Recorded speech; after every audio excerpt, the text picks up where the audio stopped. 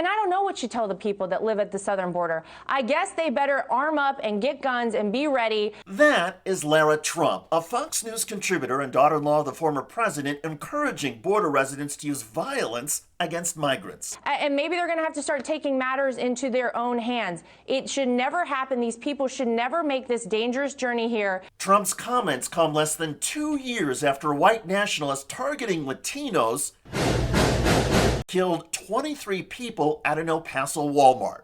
This suspect did in fact drive 600 miles to get here from Allen, Texas, outside Dallas, with the intent to kill as many Mexican Americans as he could. Of course, encouraging or inciting right-wing violence is a Trump family trademark. We're going to walk down to the Capitol because you'll never take back our country with weakness. You have to show strength and you have to be strong. You know what they used to do to guys like that when they were in a place like this? They'd be carried out on a stretcher, folks. Like to punch him in the face, I'll tell you. Knock the crap out of him, would you? Seriously.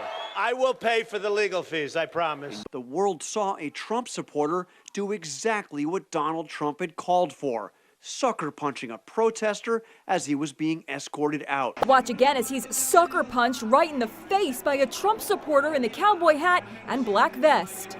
So, we've seen for years that some right-wingers will do as the Trumps want, but it gets even worse. Hello everybody, I'm David Shuster and thanks for joining us. Many people across the United States think the dangers from the Trump family really only took root over the past year or so. But the threat to our democracy and an insurrection like January the 6th could have been foreshadowed all the way back in 2016. During a general election debate with Hillary Clinton, Trump indicated he might not accept the election results. Are you saying you're not prepared now to commit to that principle? What I'm saying is that I will tell you at the time. I'll keep you in suspense. Well, okay? Chris, let me respond to that because that's horrifying. It was horrifying, but too many Americans back in 2016 just dismissed it as, oh, that's just the Trump way of talking. Well, now we know that when a Trump says the election was rigged and Americans should not take it, Donald Trump is literally encouraging people to take violent action. Likewise, when a member of the Trump family says people along the southern border should arm up, get guns, and get ready for the migrants, nobody should be surprised if Lara Trump means it. And if a Texas resident shoots a bunch of Latino migrants, well, under the Trump way of thinking, it was the migrants' fault for crossing the border to begin with. With the Trumps, there is no concern or care for the rule of law, and democracy is not as important as Trump power and policies. 6 years ago, when Donald Trump first launched his presidential campaign, there were some Republicans who spoke out against the violent rhetoric.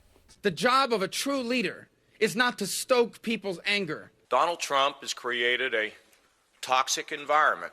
Encouraging violence is wrong, and that's why I've called it out. Now, many of these same Republicans are silent, refusing to call out Trump or condemn members of his family.